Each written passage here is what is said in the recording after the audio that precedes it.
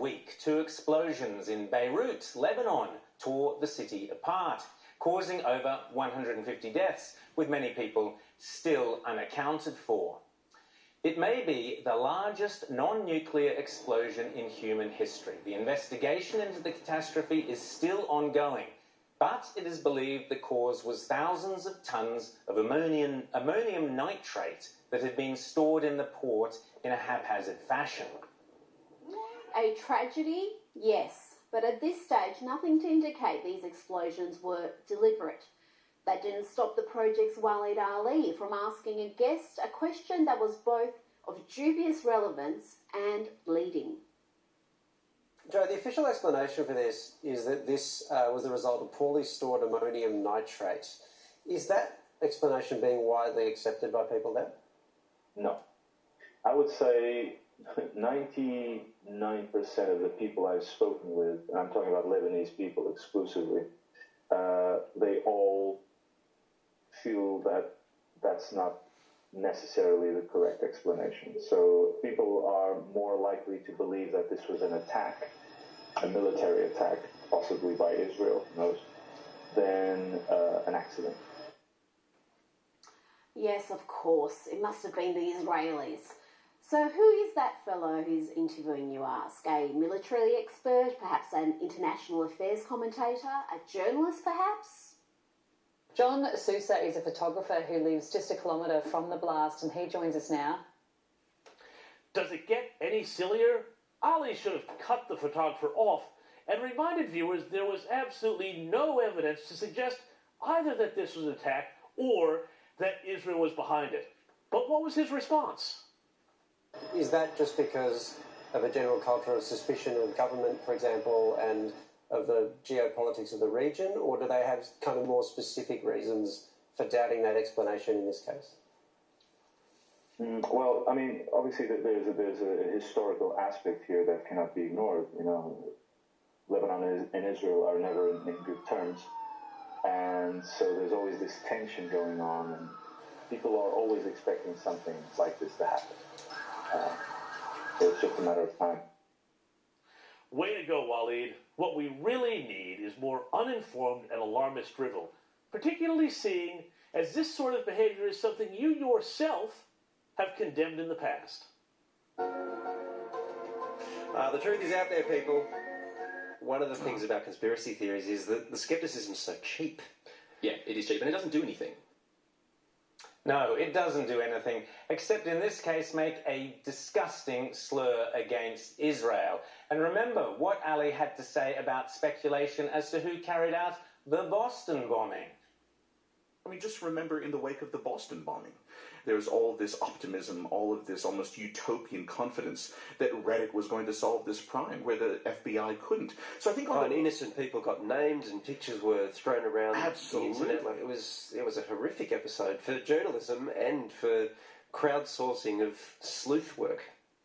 But then again, he would know firsthand all about shooting one's mouth off and attributing blame without evidence. Writing in the Sydney Morning Herald, Waleed Ali said, "In the aftermath of the Boston bombing, there is the very real suspicion that the perpetrators here are self-styled American patriots. At this point, most analysts are leaning that way." Maybe we're speaking in more hushed tones because our own societies might just be implicated, he said. As we know, the terrorists who carried this out were 2 extremist Muslims of Chechen origin. You're right, Waleed. They've got Yankee Doodle Dandy written all over them. And in the same article, Ali made a claim even more extraordinary. He wrote, "Terrorism is a perpetual irritant, and that while it is tragic and emotionally lacerating, it kills relatively few people and is not any kind of existential threat." And this was Ali in March last year, the day a terrorist murdered 51 innocent Muslim worshippers in Christchurch, New Zealand. But of all the things that I could say tonight, that I'm gutted and I'm scared and I feel overcome with utter hopelessness. Yes, shocked at that belated realization that terrorism is not a perpetual irritant, but rather a homicidal scourge that must be eliminated. In the days after that massacre, Waleed Ali grilled Prime Minister Scott Morrison over supposed Islamophobia in the coalition government. Does the coalition have a problem with Islamophobia? No, I don't believe the Liberal Party does, and I don't believe, I can't speak for the National Party, I'll let the leader of the National Party, but I don't think you can, you are Prime Minister, it is your country. No, I don't believe so. No, I don't believe so. And, but I'll speak for myself. Well, no, I get you all to speak for yourself, but it is important to focus on the coalition. I think it's important. Meanwhile, a BBC interviewer was asking the New Zealand Prime Minister similar questions. Is the debate on immigration and migration here perhaps fostering an atmosphere where those abhorrent ideas can flourish? We know that your own party, the Labour Party, wants curbs on immigration. You're in coalition with the New Zealand First Party, where the leader has made it clear that for him, immigration is about ethnicity and race. Relevant indeed, but when she was interviewed by Ali, she didn't receive the Scott Morrison treatment. Here's how it began. Hi. How are you? I'm good. Thanks so much. Do you mind if I give you a hug? Not at all. I know that might seem strange, but I saw your piece on the project and it was incredibly good. No, that's very good. Yeah, no, it really was. As you can guess, this was about as hard-hitting as it got. I'm the last one that anyone should be worrying about. I appreciate that. But I'm going to worry. You think you? You're not just the Prime Minister of New Zealand. You've recently become a mum. There's all kinds of things. Yes. And earlier this year, in the middle of the bushfire crisis, Ali and the project did the dirty on the PM by using an unwitting rural fire service volunteer to smear him. Well, I say to Mr. Morrison, people are scared of what is going on. Albanese also called for an urgent meeting to discuss the crisis and payment for volunteer fireys. Of course, that footage was selective and misleading. Here's what the project didn't show you. It's not my friend.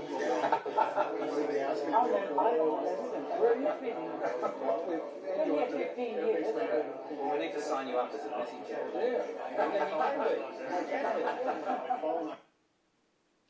Jackie was simply making a light-hearted comment that Scott Morrison wasn't her PM because she is a UK citizen.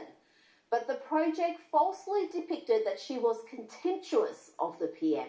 Here was Waleed the next night trying to weasel his way out of this.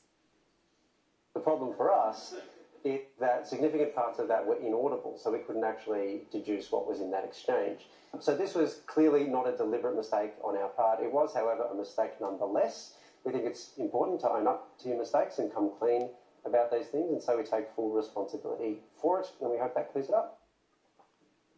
Well, we'll leave it to our viewers to decide for themselves if this was, quote, clearly not a deliberate mistake on the project's part. Just remember, however, that according to Ali, your criticism of him is motivated by you-know-what. There'll be an element of prejudice involved, and I'm the perfect distillation of that. Ah, yes, of course, there must be bigotry. Waleed, the perpetual victim. His own prejudices, however, are a little more subtle, such as the time Ali, a supposed global terrorism expert, told the project viewers all about the vile terrorist group Boko Haram without once uttering the words Muslim or Islamist. Still, it's only fair to give Waleed himself the final word. I feel like what we're witnessing is the tangible, pointy expression of all of the fault lines and contradictions that run through modernity. That our world is now one that is an increasingly polarized and polarizing contest between new frontiers of cosmopolitanism on the one hand and quite responsive and symbiotically related frontiers of atavism on the other. What?